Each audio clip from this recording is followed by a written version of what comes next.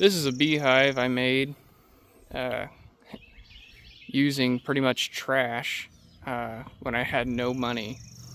And it's been a few years now, and it still holds bees.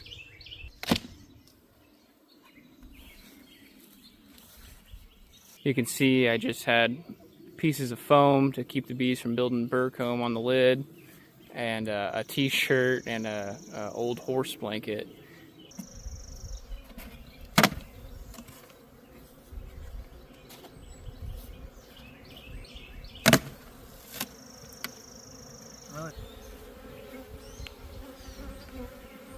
Even a beehive made out of trash will still hold bees, and they'll still do pretty well in it.